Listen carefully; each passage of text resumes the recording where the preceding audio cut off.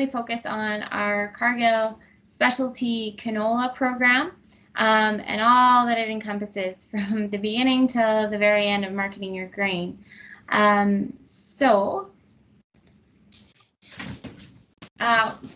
What you can expect from today is we'll start with some agronomic tips for success this growing season. We'll start with pre-seed herbicide, move into in-crop chemistry, foliar nutrition options, as well as harvest management.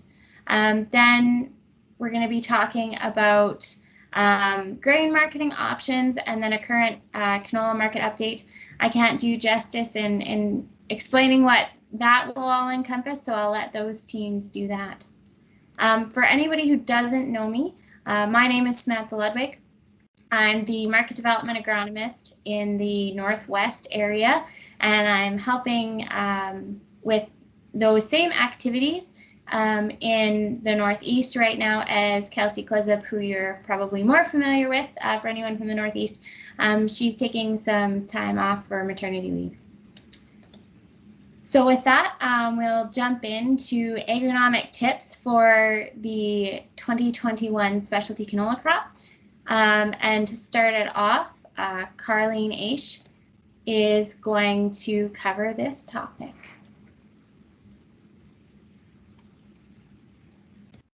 Good morning, everyone. For those of you who don't know me, I'm the crop inputs rep out of the Vegreville crop inputs facility. So we're just I'm going to shut off my video right now because I'm getting a warning that I have bad network. So I just don't want to be choppy. But we're going to go over the importance of pre-seed herbicides, why you want to consider tank mix add-in instead of just going with straight glyphosate. And then I'm going to go through a couple of options as well. So as always, if you do have any questions, feel free to throw those in the chat box or send a message to your crop inputs rep. So the critical weed-free period in canola is from cotyledon to sixth leaf. And in the event that you do have weeds kind of showing up in this critical weed-free period, the yield loss can be starting at 10% and going up from there. So it's really important that we're keeping everything nice and clean, especially in this critical weed-free period.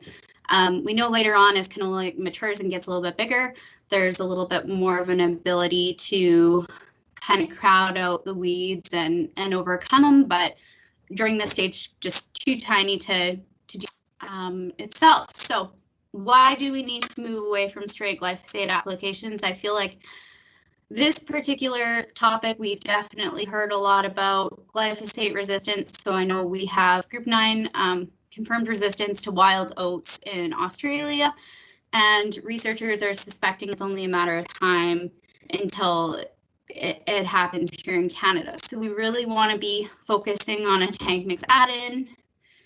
Of course, you will always get like a good synergy effect with a tank mix. So there's lots of options out on the market depending on the weed spectrum in your field.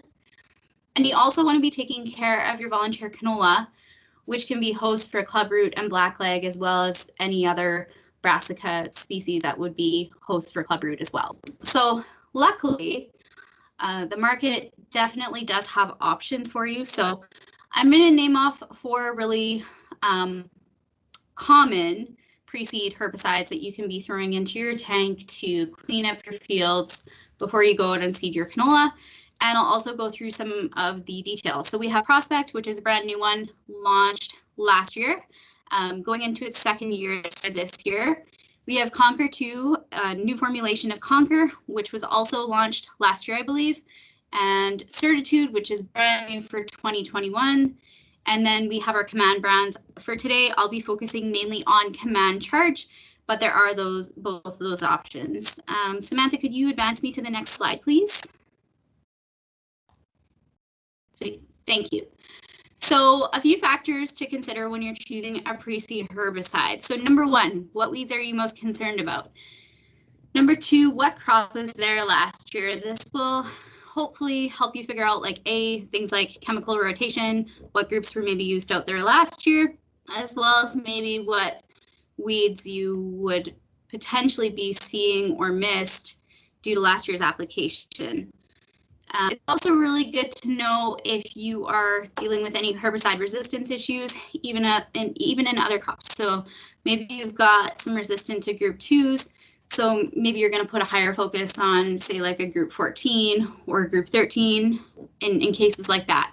The other thing that I think is really important is you want to know what water volume you're willing to haul in the spring. The reason I say this is we always have the greatest intentions of using a product due to its unique mode of action or herbicide group. But I think it's really important to know what you're willing to haul in the spring, because a lot of these products have different requirements for water volume. And so we'll get into that in more detail, but I think it's really important for you to recognize kind of what you're willing to haul right now. Pre-seed herbicides, as I kind of mentioned before, with that critical weed-free period, they can increase your yield. So weeds growing in the critical weed-free period can cost you that 10% or more, to be exact. This is also going to buy you more time to do your first in-crop application. And if you are a TrueFlex system grower, this is going to allow you to reach that full potential. It's also going to reduce your volunteers. And I know that we'll be touching more on this topic later on, but that's going to be huge for disease management, as well as your oil profile come harvest time when you're sending off those samples. It's also going to help you reduce your dockage. And there's also another side effect. It's going to leave you with that feel-good feeling when you go out to your canola crop and it's so clean that you're wondering if you should spray. And my hint is you're still going to want to spray, but you're still going to be feeling pretty good about how clean your field is. Next slide. So going over some options, I'm just going to go over like a high-level view. Of course, I encourage you to reach out to your rep if you have any questions. Prospect from Corteva. This one is a really nice, easy to use all-in-one formulation. Each jug is going to do 80 acres. You're going to be able to go ahead and spray with confidence at that 5 gallon an acre water volume and cover off some good acres in the spring. This is a true pre-seed, so you do want to spray it before you go out and seed that field. You're going to be looking at 3 modes of action with the group 4, so the Rlex active, which is haloxifin, carfentrazone, as well as glyphosate in there. Where it does shine is Prospect has a really, really wide spectrum of weeds. It is going to really take care of those overwintered cleavers, dandelion, hemp nettle, and larger volunteer canola. So if that's a concern for you, this is definitely going to be a really good fit. Next up, Conquer 2. So this is a new formulation, easy to use, all in one. Each jug is also going to do 80 acres. The only thing I would take into account is if you are looking at volunteer canola in your field, that is going to be larger than that 3-leaf stage by the time you get around to spraying. I'd really encourage you to go up to that higher rate, which would be 40 acres a jug. You really want to have 10 gallons an acre water volume on this product, because you are looking at two contact herbicides, so your bromoxynil and your pyrflufen ethyl, so your 6 and your 14, whereas your glyphosate is going to be, of course, translocated. So you really want to have that 10 gallons to get the best bang for your buck. Speaking of dollars, you can also save 40 cents an acre with that Bayer Mix It Up campaign. So if you are a Roundup ready or TrueFlex grower, definitely something to consider there. The other thing that I want to chat about is you do have spray flexibility with this product. So if you have the time to apply it as a pre-seed herbicide before you actually go out and seed that field, you can. You can also go out and seed that field and spray up to 3 days after seeding, as per label. Of course, I also want to state before we move over to the next slide, we want to always be reading and following those label directions. So if you do have a question, reach out to your rep. Okay, next slide. Oh, perfect. Okay, so the last two before I kind of hand things off. So Certitude is a brand new product from BASF. This one, it comes in a case, so with an A and B component as well as your merge. You're going to want to throw everything into the tank. Don't forget the merge. Each case does 40 acres. The label does have flexible water volume, 5 to 10 gallons per acre. But I am just going to say more is always better. So if you're going to spray a product with that range, like try your best to be as close to that 10 gallons if you can. I mean, 5 is good, but more is always better. This is a true pre-seed herbicide, so you're going to want to spray it before you go out and seed your canola. The claim to fame for Certitude, so it is composed of bromoxynil, topramazone, and glyphosate, so 3 modes of action, a 6, 27, and a 9, brand new for 2021. Where it's going to shine, volunteer canola control up to that 6-leaf stage, flexible water volume allowing you to go with confidence. It's got kochia on label, good spectrum of weeds. You are going to get consistent control with both contact and systemic mode of action. And a fun fact for you, first group 27 to market developed for pre-seed use in canola production. That's pretty cool. On to the last one that I'm going to focus on today, Command Charge, a product from FMC. So this product here, the case comes with an A and B component. You're going to have no surfactant required if it goes in the tank with glyphosate. But hint, hint, wink, wink, we're always going to throw these in with glyphosate. That extra mode of action is really going to help you out, and glyphosate is going to help with those perennial weeds. So each case does 80 acres. Water volume here, I cannot stress it enough, 10 gallons an acre. Don't go lower. I would even more is always better. What you want with this group 13 active in the tank, it's going to essentially create a bit of a blanket on the soil. And that's what's going to give you that extended control of cleavers for up to 4 weeks. So don't skimp on the water volume. You're definitely paying a little bit more for this product here. So make sure that you're getting your best bang for your buck. Also noteworthy, it does require rain for activation. So you're going to need a 1/4 inch needed for the component A, which is the clomazone.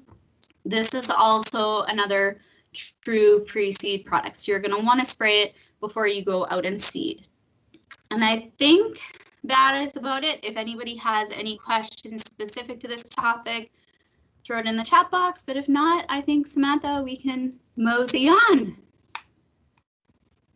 Fantastic. Thanks, Carleen. So next I'm going to talk about your in-crop herbicide options. So obviously this will depend a bit on what seed you're planning for this year. So bear with me if you're just doing one and not the other two.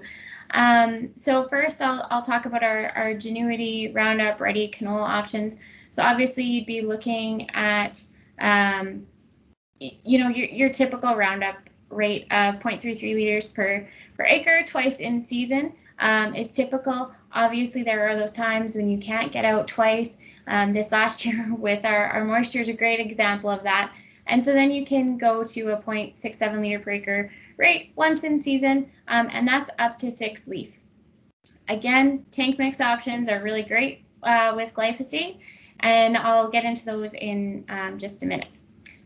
For our True Flex variety, so those are the new ones for this year, the V25-3 and V25-5. You can go with a higher volume twice in season up to first flower. So that's looking at your 0.67 rate twice. This is really fantastic for those hard to control weeds where you just need a little bit more glyphosate.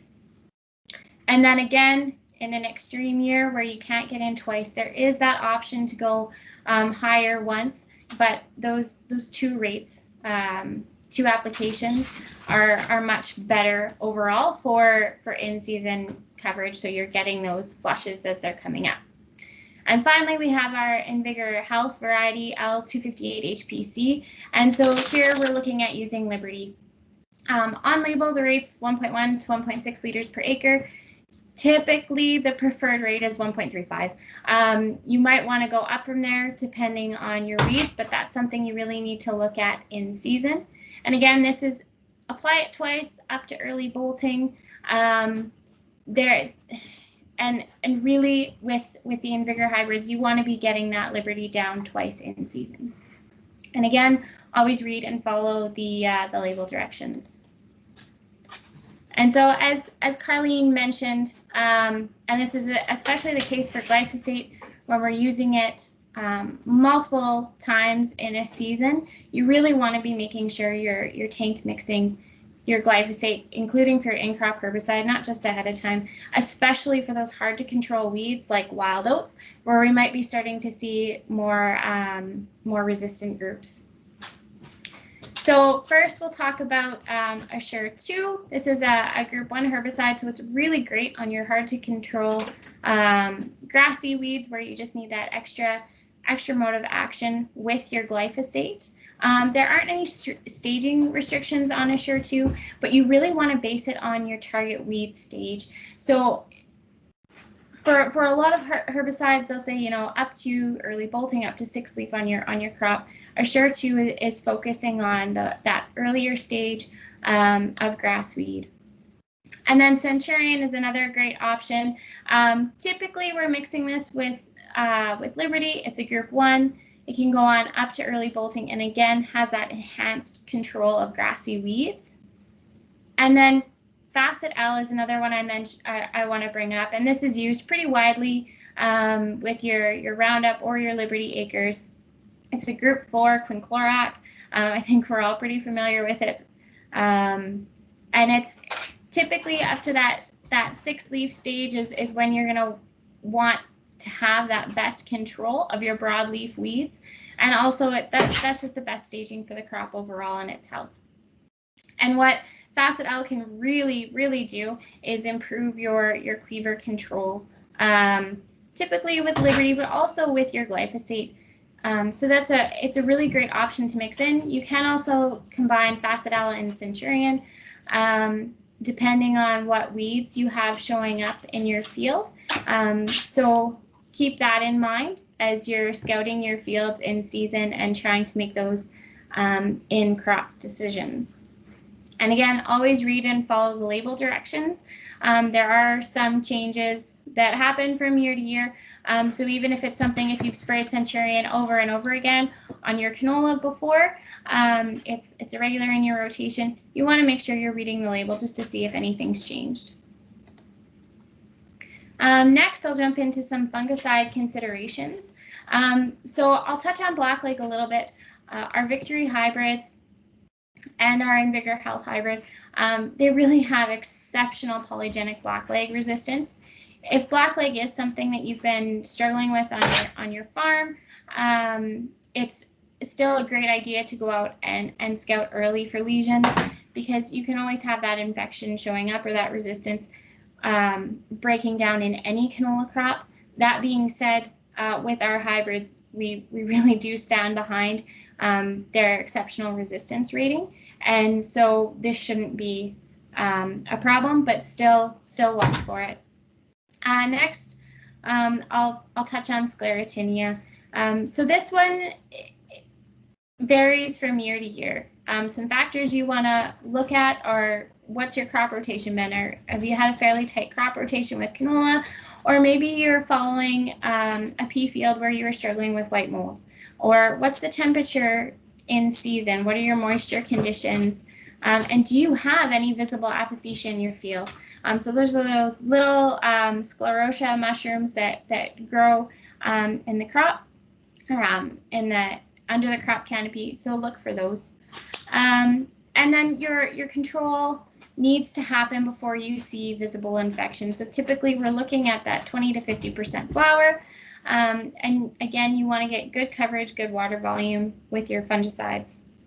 A few options I'll bring up quickly for controlling Sclerotinia are Cotegra from BASF, which has 2 modes of action, Proline from Bayer, which has 1, and then Bayer's also coming out with a new Proline product that we're excited to be hopefully working with this coming season.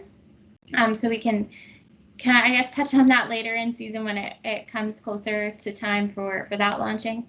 Then we have Acapella from Corteva, again, one group for mode of action, and Syngenta, of course, has their new Moravis Bold. Again, this is one group. It's a new group 7 active though, so it's a really great option for in your rotation. And next, I'll turn it over to Brent to cover some foliar fertility options.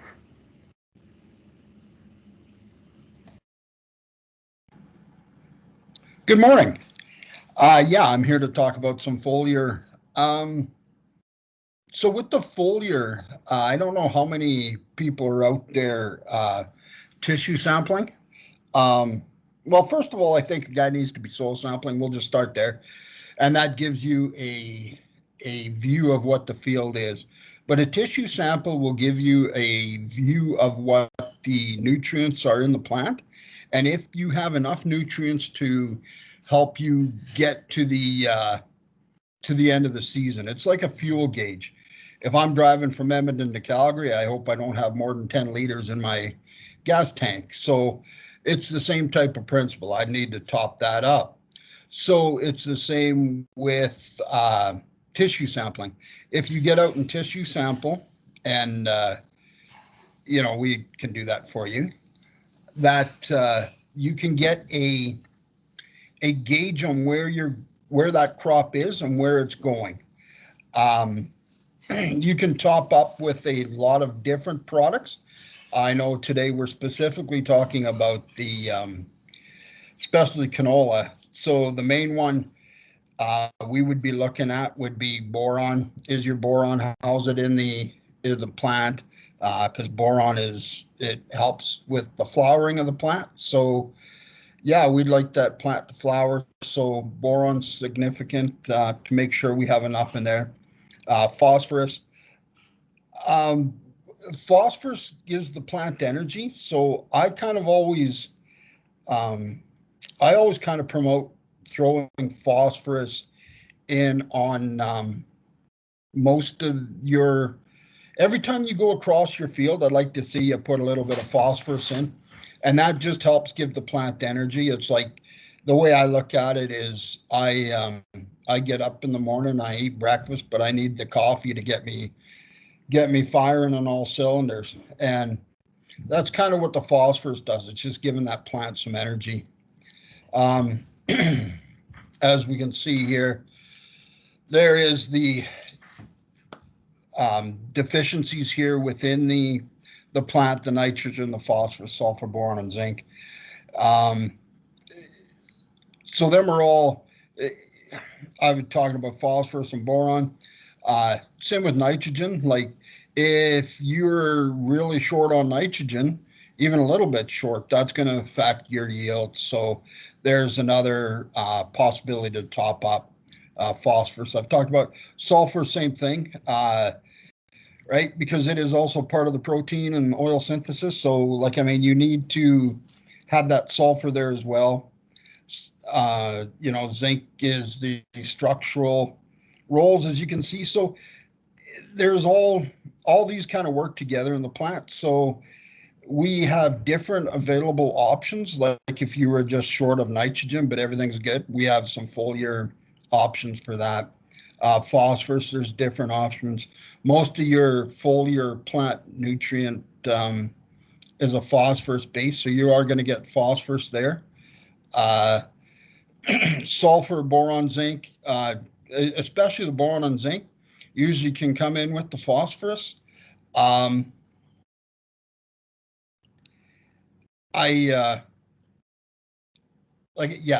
There's all different types of foliars and all different types of applications. My suggestion is that you take a tissue sample, and then we can discuss what kind of deficiencies you have, if you have any, and create a plan with the right foliar application. And that's basically all I had to say on that.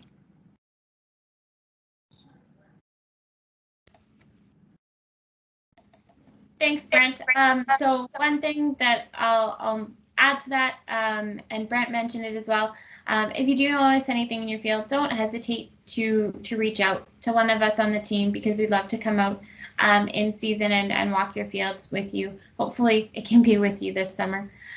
So finally, I'll touch on harvest management. So like any of your canola crops, for swathing, your swath timing for our Victory hybrids, and if you're choosing to swath an Vigor Health hybrid, you want to look for that 60% seed color change on the main stem of the plants, and scouting in across your field, right?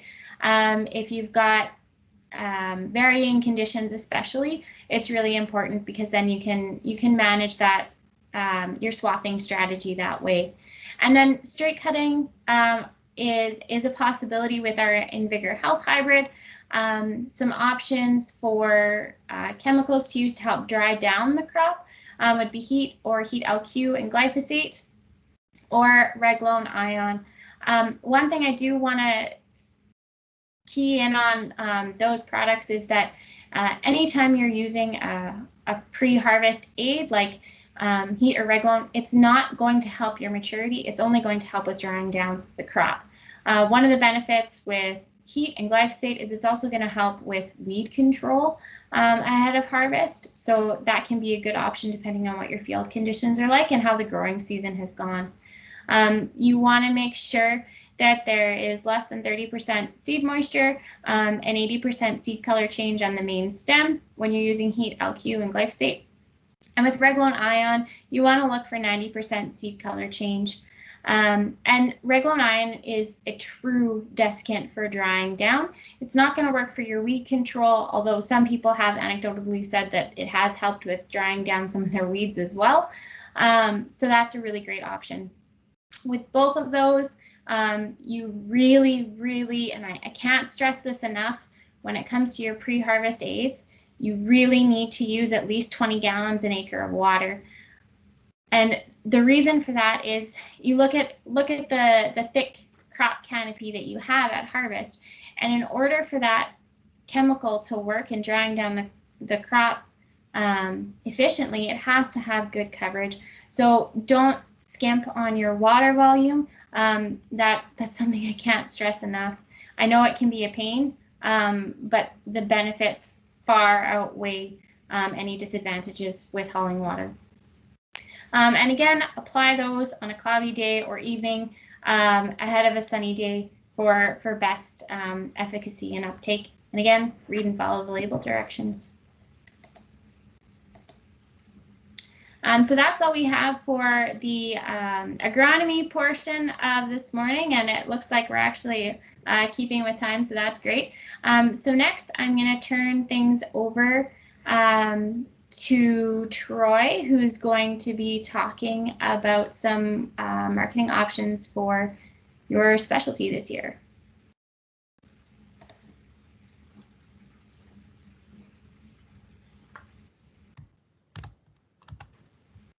Hello.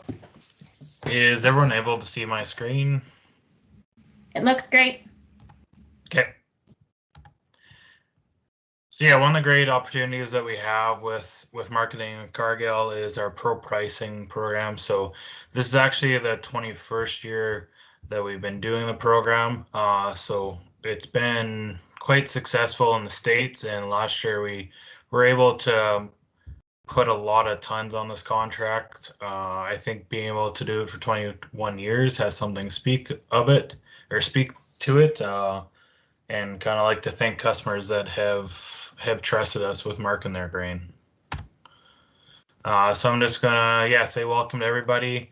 Going to walk through how it works, how our pro pricing works. When it comes to selling, we'll talk through that, what kind of a plan you can have. Details of pro pricing, and then just talk a little bit about markets and strategies. Hey, Troy. Yeah. Sorry to interrupt you. We're not seeing the slideshow anymore. We're just seeing the. Okay. Sorry about that. Somehow.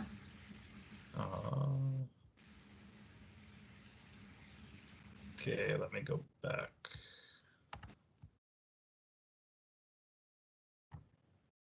You're able to see that one though? Yeah, that's good. I just do it from this screen. Okay. So yeah, just go through pro pricing, how it works, when it comes to selling, what you have to work with there, details of pro pricing, and then some market sense strategies. Brass tacks, what it is, helps you diversify your marketing. Expert information you'll get from our merchants every week on the Wednesday. Cargill will help you attain your basis and exit strategy to work on. So I'll go through all that. So some history of performance first with markets or with pro pricing. Per pricing is a knowledge-based contract where futures pricing decisions are managed by experienced Cargill merchants, not the farmer. So Cargill takes information from all over the world. The Cargill is in 67 countries and over 150,000 employees. So we get information from our grain reps, our crop input reps, our agronomists that are on the ground. We get information from everybody that works in our team, and it all gets compiled, passed on to our marketing team, our merchants that work towards setting the futures of this contract. It's done in Geneva. The reason why Geneva is traded on the world clock. So activity starts when night falls in Asia and the day starts in the US, which allows them to track global flows around the world. So it gives us the best opportunity to capitalize on the market. The insight combined with a specialized analytics team is what guides Cargill's trading decisions for our own grain, and it's for the farmers. So this gives you a great opportunity to see what our bias is and to be able to use it on your own farm as well. So the past 2018 to 2020, this is for the canola side. We've been 100% in the top or middle third of the market. As you can see there, that we have none on the bottom third. So we've been doing quite well. Would never say that this is going to be your top pricing contract, but this is definitely going to be able to set a baseline or allow you or to challenge your own marketing, challenge you with your marketing to be able to beat ours, or use some of your own bias in it, or use the bias of our merchants to help. For the wheat side of it, 85% of the time we've been in the top, middle, or third of the market. So it's done very well on both of them. Currently this year, we see a little bit more, or I know talking with our grain marketing advisors, is that they're pushing guys to put in for sure on the wheat side of the market. Obviously, there's good prices out there for canola for next fall, but it's always good to diversify your marketing portfolio and use all kinds of different contracts to help you. So in the 3-year history, 2018, 2017, 2016, we actually bought more than 50% of the wheat under $6 a bushel. So as you can see for the October, September, September, October, November, that's when we bought actually over 50% of the wheat and canolas as well. So definitely don't want to try and stay out of that bottom third of the market to help on your farm. This is where this contract can help you and be able to market the rest of your grain. So yeah, stay out of the bottom third. A diversified plan marketing is proven to help you do that. So yeah, like I said, this isn't planned to be your top contract price, but definitely being on this pro pricing contract will help you to be able to improve your contract marketing average overall. So it's same as when you're talking with your seed or your seeding plans or your chem plans, you're switching up what varieties you're doing, you're switching up what kind of chemicals you're putting down, or even your micronutrients as well. You're going to be switching it up to help out on your farm. So why not do it on your grain marketing as well? Diversifying yourself is always a better way to go in the market. So for next year's crop, we would sell your first bushels of that crop year and have 12 plus months in the market. So this contract, they'll start pricing it on the 11th. So that's this Thursday is when they're going to start pricing. You'll have, depending on what pricing period you're going to be looking at, you can get over 12 years of market in the market. So that gives you a lot of opportunity to be able to take advantages of what arises. Cargill will take some stress off you by help building on the futures price side of it, and you'll get a weekly bias, so then you can use that to be marketing the rest of your crop as well. Time of market brings opportunities. Use the weekly information to help make other grain marketing decisions throughout the year. Exactly what I said. So. This kind of goes over them again. Have an exit strategy to achieve some professional or some personal goal pricing goals at profitable levels on your farm. So that's where it's really good to know your break even and know what kind of prices you would like to, where your target's at, to know when you want to exit. Every Wednesday, you have an opportunity to exit this contract. There's no kind of fees or anything like that for early exiting. That's where it's really good to be talking with your grain marketing advisor or be talking with your grain reps to have a market or to have an exit strategy. One thing that I would advise too is that this contract, you can't price a portion of it. The whole contract has to be priced. So that's where I would it would be wise to have your tons separated, have multiple contracts. So if you're doing 500 tons, say, go 100 tons on each contract. So then you can make some decisions of staying in the market, but let's price them out now. They're at good favorable levels where you might see more bullish and you want to leave the remaining in. Diversify in multiple pricing periods, so you have the best opportunity to build solid value. So this is really good to know, where's your year end, or where's your cash flow needs at, and do some contracting in the fall or do some further out, after January, or even if you have May 15th kind of deadlines, do some pricing for February or early March. So this is kind of a table of what kind of contracts are open. Currently, the only one that you can still sign up for is in the brown. So that's deadline is this Wednesday. That's tomorrow. For that is our pro pricing for new crop. So this is, you can be looking at on your right hand side there where delivery period is. You can either have October, November, Jan, or Feb, or the last one is March, April for your wheat. The canola, you have further out opportunity to go into June and July as well. May, June, July. New last year, we had a pro share cost. Yeah, as well, to go back a little bit, the standard cost of this contract is $9 per ton.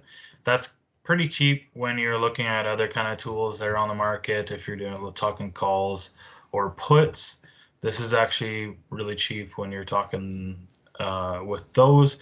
And what our merchants are able to do that really no one else is able to do is actually play to different wheat markets against each other, or to move into Kansas market or back and forth. They can use multiple puts, multiple calls, do all kinds of tools, and it's really only one cost to you. So that's where you get a lot of value off of it as well. New last year, like I started to say, was pro share. So with pro share, we had customers, and this actually come from, well, the whole idea actually come from a farmer in the States. But the pro share side of it, guys wanted us to have kind of take a risk as well. So if we aren't able to perform where we like to, you end up in the bottom third of the market. It only costs you $1 per ton. In the middle third of the market, it costs you $6 per ton. And if we end up in the top market, then it costs you $9 per ton.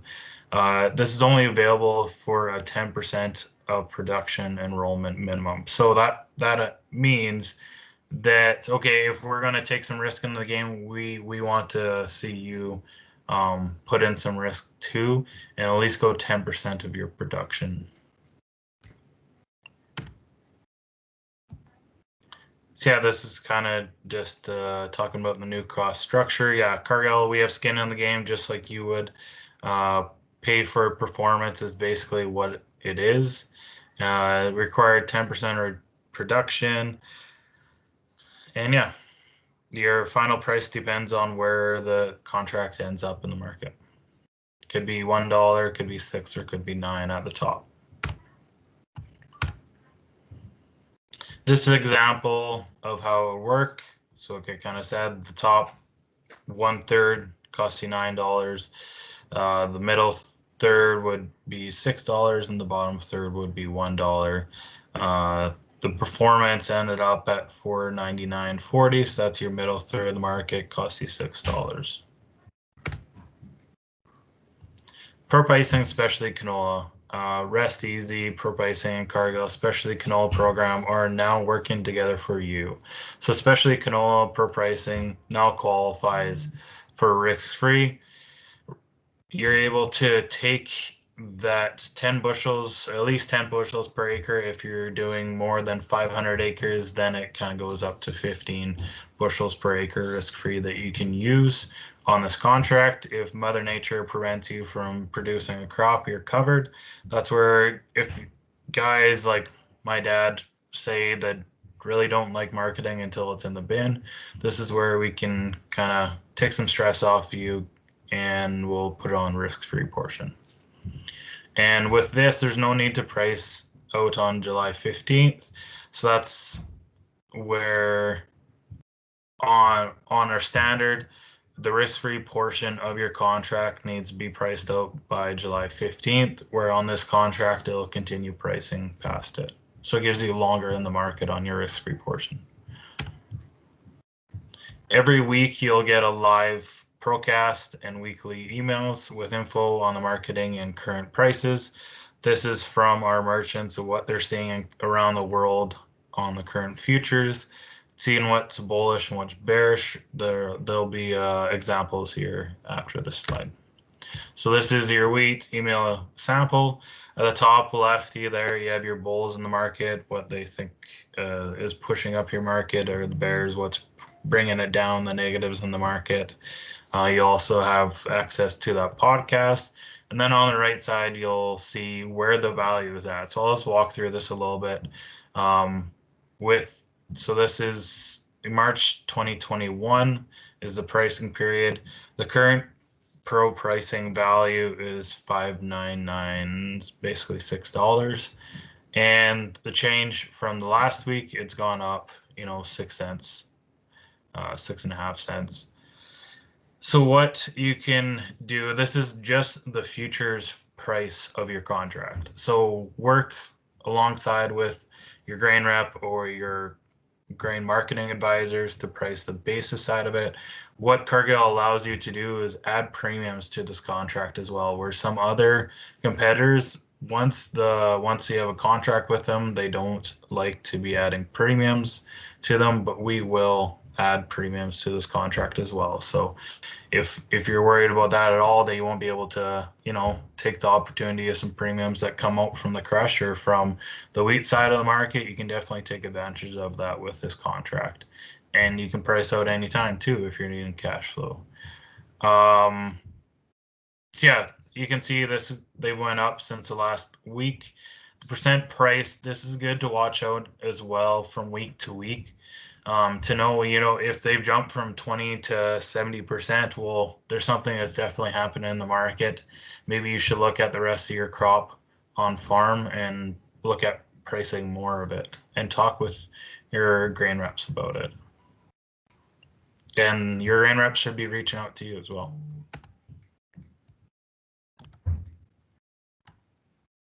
This is a canola sample of it. So like I said, the bulls and the bears on the left side there, email and podcast that you'll get from them. So it's a live podcast, has tons of good information with them, and kind of the same breakdown on the right side. So this is just the future side of it. This is including your basis or the cost of the contract on it. And yeah, this one's come down some, but this is 2020 crop. So I think that's pretty well wrapped everything up. Hopefully, if anyone has questions, please let me know at the end. Thanks, Troy. We'll now hand it over to our Market Sense team. who are going to provide an update on current markets.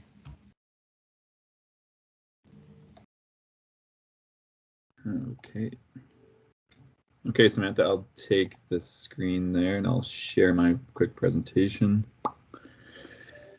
That is on screen 2. All right.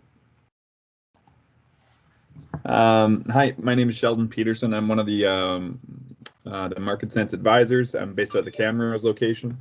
I'm going to go through a couple things here on specifically canola. Mainly just how did we get where we are, what caused this kind of rally, and then kind of taking a look forward. And if you guys are sitting on a computer that has a mic on it, I will be asking a couple questions because I kind of want to get a pulse of where you guys are at. So we're going to kind of go through this really quickly. Again, a couple things here, but so the first thing that I'm going to talk about is that the difference that we've probably seen in the last 3 years. If I took you back, you were probably looking at $10 canola for the last, well, since 17 to probably the start of last year. And the carryout numbers reflect that we've seen some increasing carryout numbers down here to the point where we were in a fairly surplus situation. However, this all pivoted at the end of last year when China really started to buy a lot. And as you can see now here, the last update that we got from Friday, the carryout number is down to about 275,000 tons for Canada. That number is alarming, to tell you the honest truth, and we're going to get a little bit more into that. But I need you guys to remember a couple numbers here. We're going to talk about the crush numbers. Those are going to be record again after we were kind of in, since the Camrose crush plant came online. We were in the 9 million tons. We jumped up to 10 million tons last year. And now we're kind of just a hair above it. The interesting one that is probably a little bit surprising has been the export numbers. We were around 11 million. But when China banned Russia, or when China banned Viterra and Richardson, we saw a massive drop in exports down to this 9.2. Last year, we were able to sell a lot more into Europe, and we've actually surpassed that pace. So remember, I want you to remember 10.2, 11 million, and this 275,000 ton carryout, because a couple of things are going to put this into perspective. So first of all, and actually, this is now an outdated chart because of what we got updated on Friday. But this is going to be the tightest carryout that we've actually had since 1983.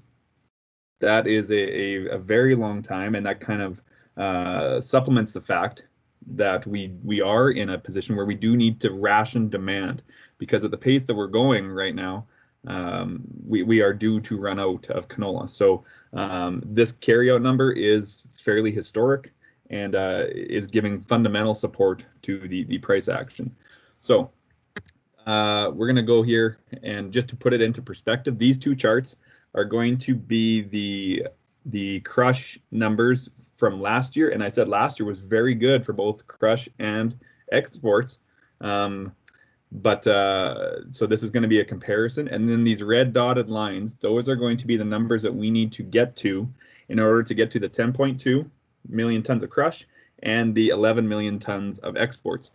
You can see that as the pace that we are at right now, we are actually going to surpass those numbers from my carryouts. So, well, we're going to go back here again. If we surpass these numbers, we're probably going to get to a point where we get to, for all intents and purposes, 0 canola left. And that really can't happen. So a couple things do need to come into play, and that's why we've seen the price action that we have. Now, if this was just a Canadian issue, I believe that it wouldn't be as exaggerated of a move, but soybeans are going to be in a very similar position. So I'm going to throw up a soybean chart on here, the S&D. Again, they're actually merely about 45 minutes ago, we got a latest update, and they actually took the carryout down to 120 million tons, or million bushels down in the States. So soybeans have kind of followed the same trend. And when the bigger, older cousins are in the same position, it's no wonder that bean prices are up at $14 futures. Canola prices are up at close to 700 on the front month. And then one more thing that I'm going to talk about is going to be palm oil. So just some quick charts. If you guys wanted to see a graphic representation of what an exponential run-up from the growing season back when futures in the 480 to 490 range seemed so far ago, this is the price action that we've seen on the front month contract. So this has been a very exponential parabolic move. And then the second thing I'm going to prop up here is going to be, well, where are we at in comparison to history? So this is going to be a 20-year chart on canola, and you are going to see that there are basically only 2 months. This is actually showing the May futures right now, but we're at about 700. There's going to be 2 months in the last 40 years that we have been over 700 futures. I do want you to take time to let that sink in, that in the last 40 years, we've had 2 months where we have sustained this level of futures. So we are in rarefied air. We are in a position where at any given time it feels like there could be a correction. And well, the 45 minutes ago when the USDA report came out, we did catch corn got kind of bit a little bit and caught by surprise. So there's a lot going on. But again, I just want to put in perspective that obviously you guys aren't crazy. You guys know that we're in some pretty high values here. Same thing, these charts, I could probably tell you that this is another canola one. This is actually beans, same thing. Beans, we have a little bit more weather-driven rallies back in between 2008 to 2015 that caused us to get here. So we're not in the same rarefied air there, but we still are at beans in the teens kind of territory where it will drive a lot of prices higher. And then nuts. This is going to be the last of the three big cousins, palm oil. Now, palm oil it's the cheapest veg oil. It is the lowest quality, but a lot of it gets traded into China and into India, so it is obviously a big driver. Back at the beginning of January, we actually saw it tip over fairly aggressively, and it created, when it gaps up and it gaps down here, it created a little bit of an island up here.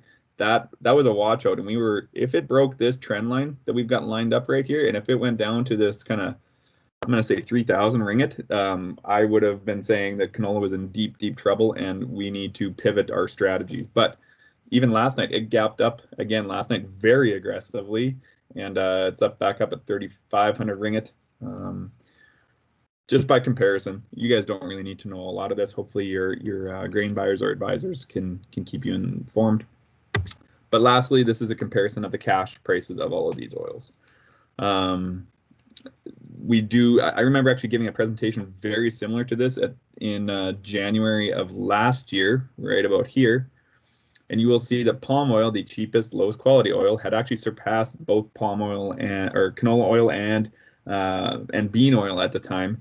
And that was, I literally said, if you don't remember anything else that we talked about at this meeting, that is a watch out. And I wasn't trying to be smart at the time, but that did kind of signify when that happened. That was the beginning of a pretty rapid downswing. So we've still seen very good strength in veg oils here, canola oil, palm oil, everything's looking fairly strong. So given all of that, and I could talk technicals and fundamentals for a long time here, but I actually want to know what's on your guys' minds, because I think there's going to be, tell me if one of these three topics resonates with you.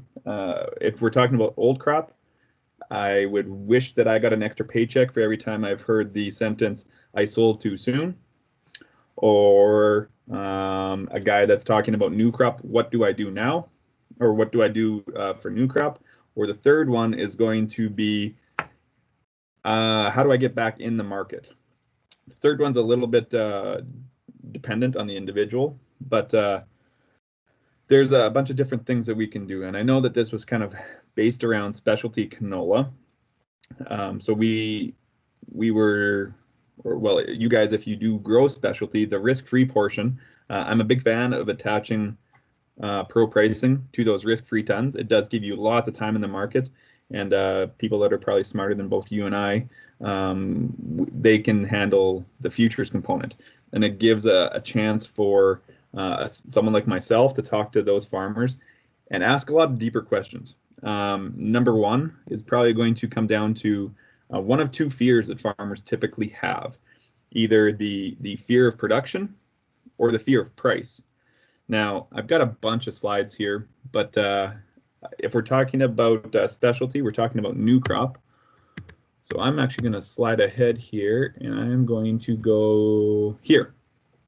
This is going to be probably the best contract that I did last year, and it could have been something that we did on the backs of pro pricing, but for all intents and purposes, it's a standalone contract. Back on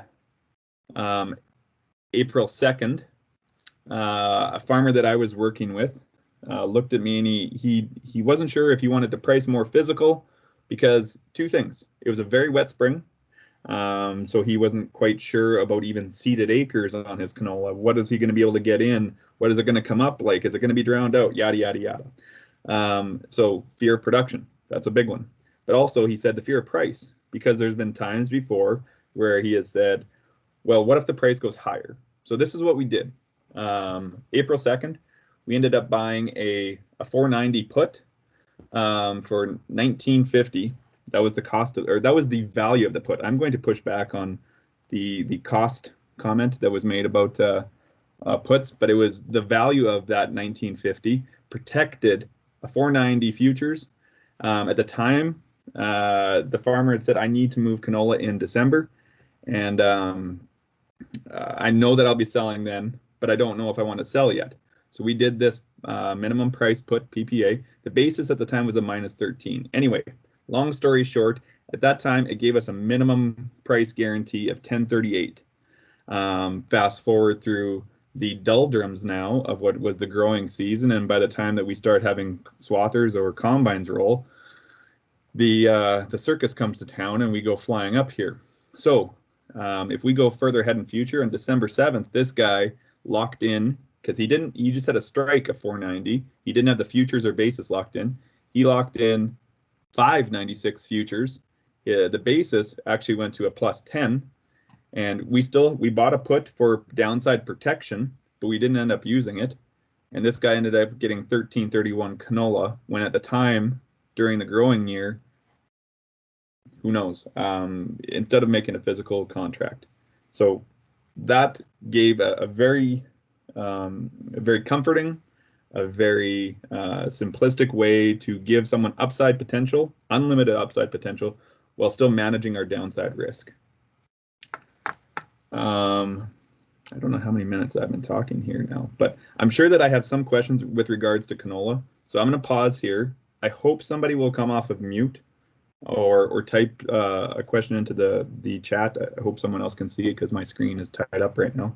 But go away, or not go away. Go for it. Ask me something about canola right now if this is a canola topic.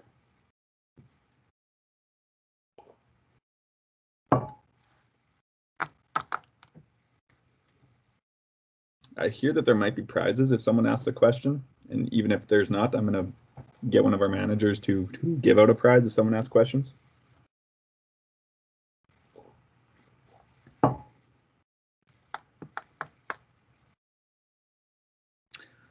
Okay, how about if a grain rep has a preloaded question that they might ask? Something that's on the minds of farmers when they talk to them right now.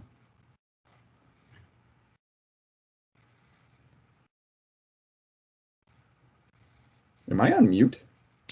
No, you're not. Jeez. I'll start for you, Sheldon. Try me. So say that I am a specialty grower. Yep. I qualify for 90 tons of risk-free.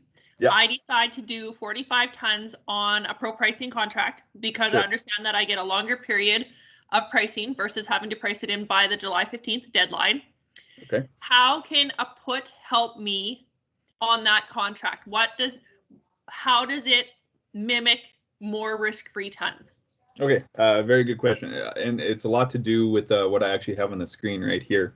Number one, if you are utilizing a marketing strategy like a minimum price put, you are basically saying, you know what, I really like where the futures are now. If I could guarantee myself production, I would do it. But until some guys who kind of their marketing relies around, well, it's not in the bin yet, a put strategy is almost perfect for them, because you can sit there and look at, what are we at, 565 futures on the November right now. You can look at that and know that that's a good price, but there still might be a little bit of anxiety of what happens if I don't get production, or what happens if the price goes higher. So number one, I like adding puts to those risk-free tons, especially if they're on pro pricing, because you virtually double your risk-free tons. The put protects against production risk and price risk. So I like the fact that we can double up those risk-free tons to go from 10 bushels an acre or 15 bushels an acre to potentially 30 without making any commitment. We can just put that on top of that. We can take a conversation with your advisor or your grain rep and provide a floor price that is equated to, while still giving yourself upside potential. And with this market where it's at, I hope those puts potentially expire worthless. I hope this goes to 600, and it's entirely possible that the November futures could. But I want to make sure my job as an advisor is to help the farmers that we talk to manage their downside risk and manage their production risk. So again, a put is not, especially attached to risk-free like that, is not making another delivery obligation. So to answer your question, it's valuable in two ways like that. Another question?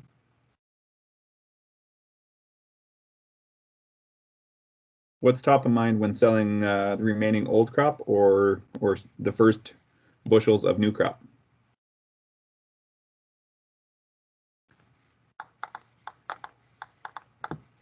It'll be the last question I ask, because I know I got to give my time back to Samantha here. Any grain buyers have a preloaded question?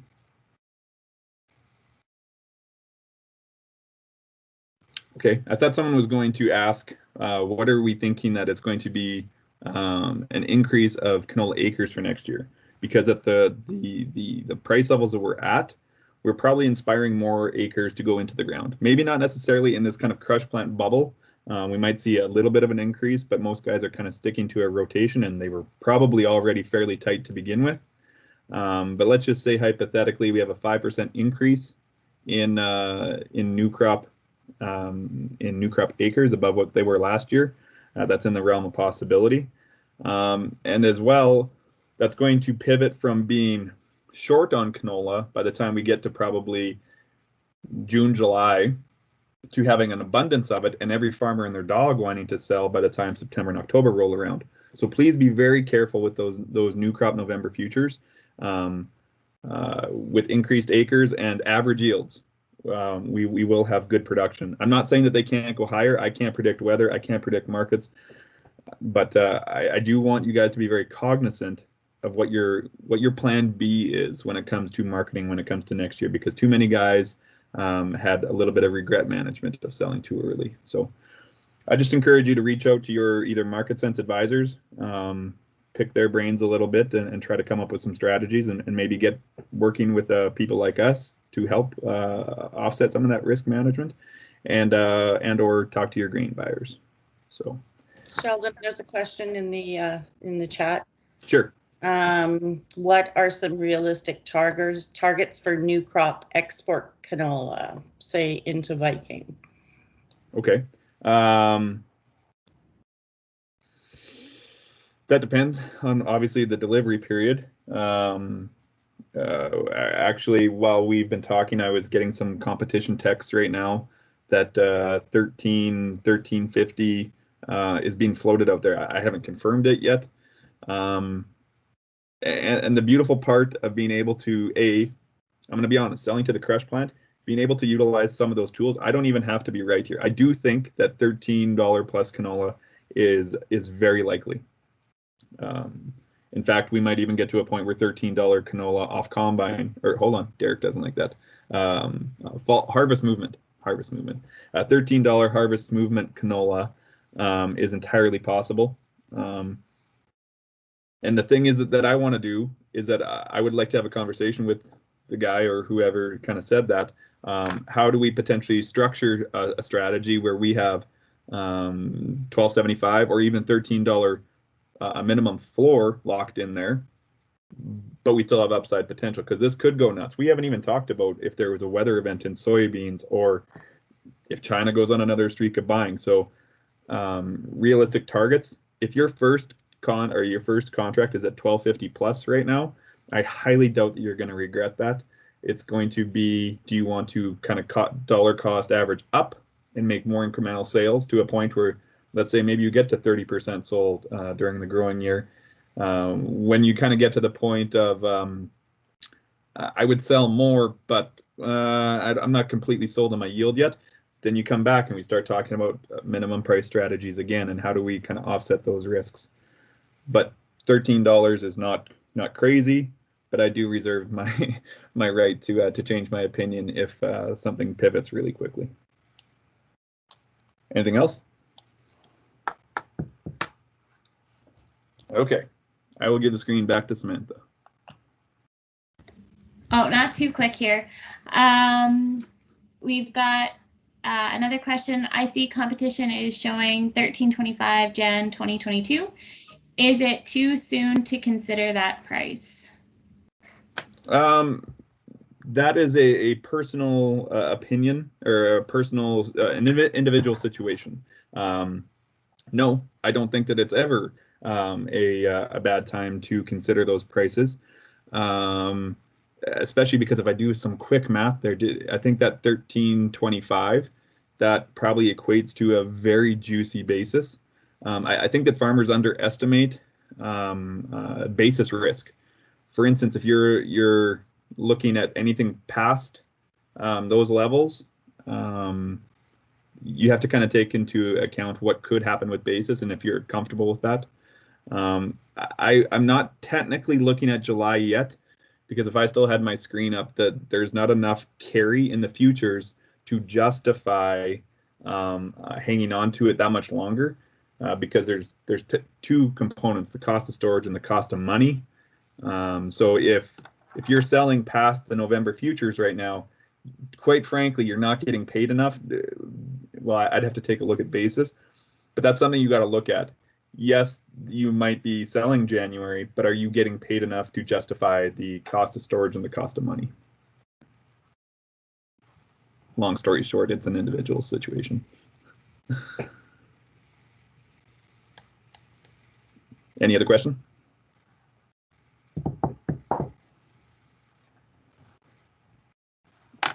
Okay. There's nothing in the chat right now, but next we're going to move on to, I guess, our Q&A portion, so we can keep this going, or if there's any other questions on, agronomic subspecialty or the programming.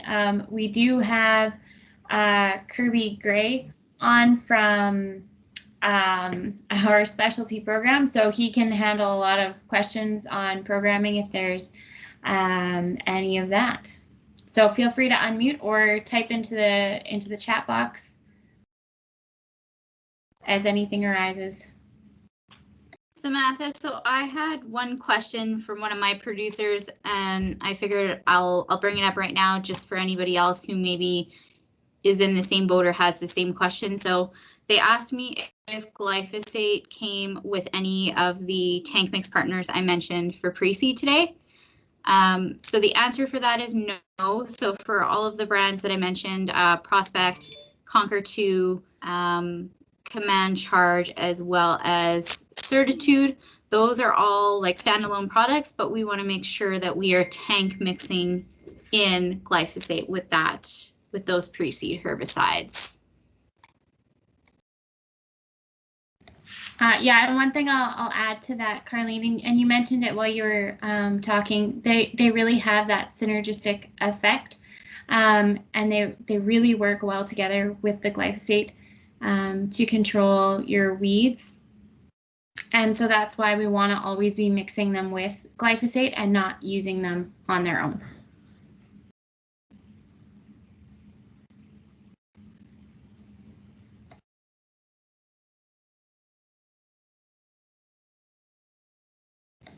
I'm going to put Kirby on the spot because I know he's on the call. Kirby, is there anything you want to highlight going into the growing season?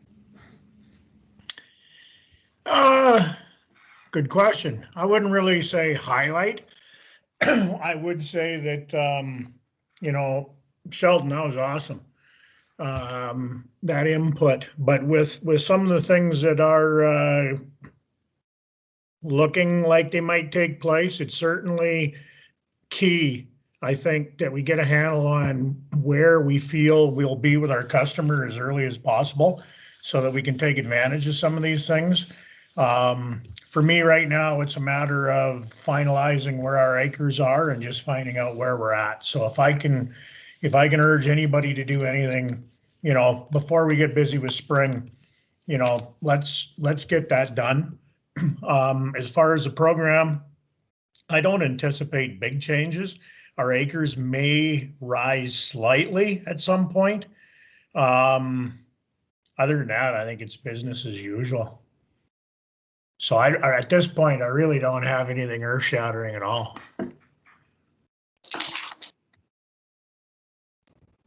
Hey, Kirby.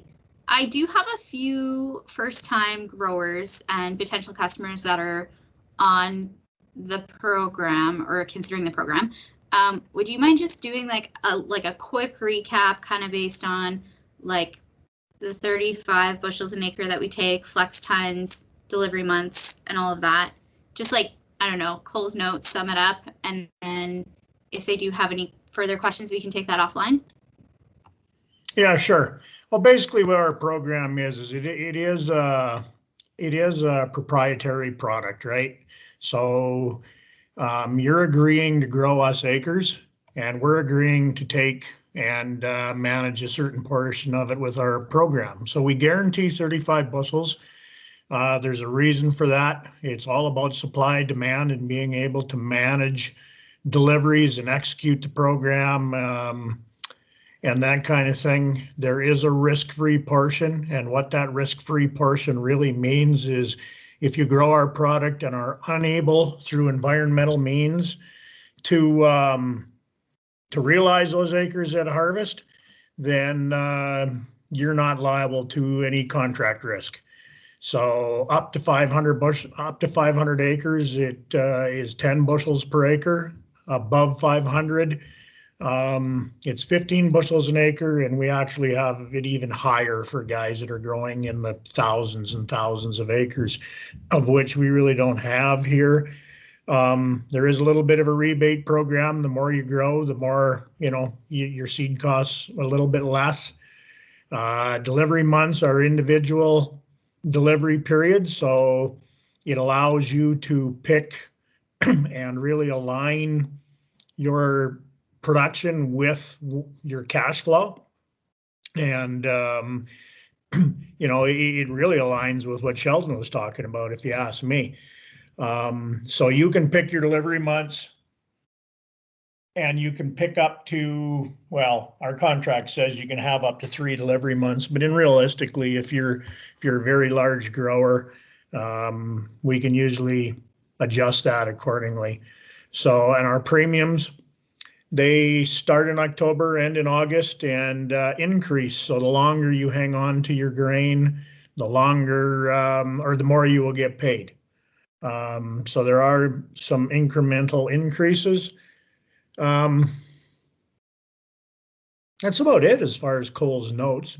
It is a package price. You get 10 acres of seed with full rate chemical, whether it's the Liberty or WeatherMax.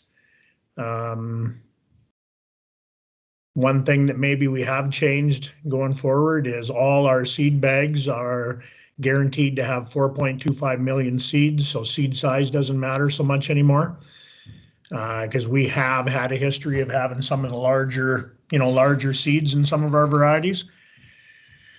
I don't know, anything else? Did I miss anything?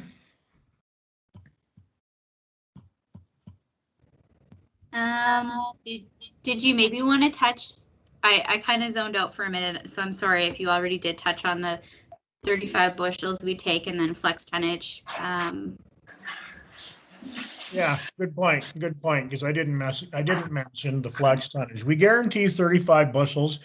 And let's say you grow 45. Well, we have the first right of refusal on the flex tons. And the flex tons are called flex tons for what it implies. First of all, they're flexible in whether we take them. And secondly, they're flexible in whether on what delivery period they get placed into. Typically, they're used to fill the gaps in the crush. So if we're oversold, let's say in an area by a little bit, or undersold in another area by a little bit, it allows us to fill those gaps. The last 3 years, we've basically taken 100% of production. It's all about supply demand, as I'd mentioned before, and you know, to some of the stuff that we've seen today, supply is very, very tight. It doesn't mean it's any different for us. So supply is tight.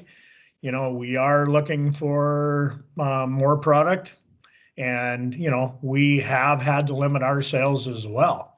So if we had the seed, there would be an awful lot of opportunity. So the big thing about this program is it allows you to work in a different marketplace, right? You're still using the same tools as you would use with a commodity canola,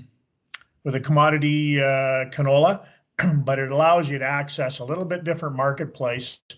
And our demand and supply can move up and down just like anybody else's. And sometimes it's a great place to be. Other times it's, it's the same as commodity, so to speak. But there's always a premium paid to the commodity price.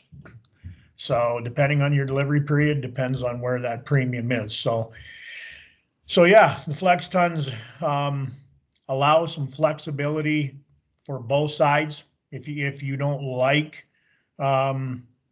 if you don't want to wait to see what the demand's like, that you have the option to go and sell that overage if you want into a commodity market that's strong. So it's really about choice. There's many choices, but you'd access an entirely different marketplace. So that to me is one of the big benefits. And you really want to take this program, and the people that are more successful basically align their program with their farm management. Meaning that, like I said, they align deliveries for when they know they're going to need cash flow. The premium, it can be used to boost up a poor basis. You know, some guys will take far out delivery periods because they take a higher premium and they try to hit a home run and buy time. To me, it's not so much of what the premium is, it's more about how you use it and what the purpose is. So yeah. It allows many different options, and the reps are more than willing to discuss those with you, and so am I. Does that answer that question? Yeah. So another question off of that, because I have a feeling that we'll get one of these questions, is so I've harvested my crop. I've sent off my harvest sample.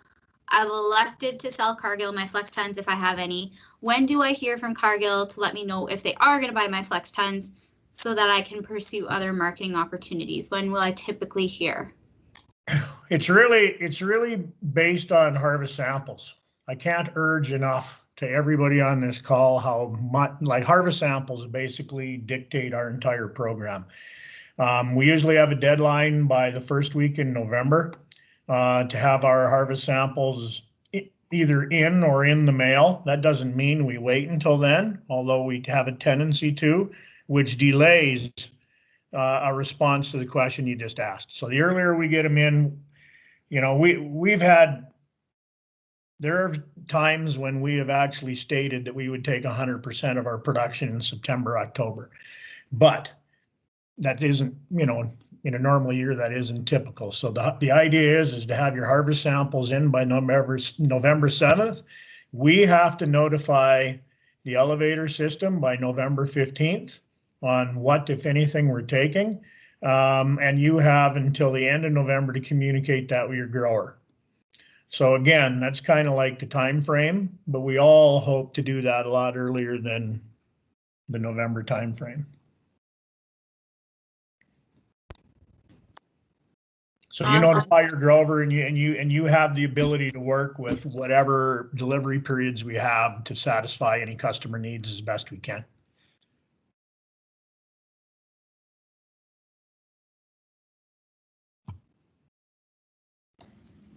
Thanks, Kirby. That's really fantastic information.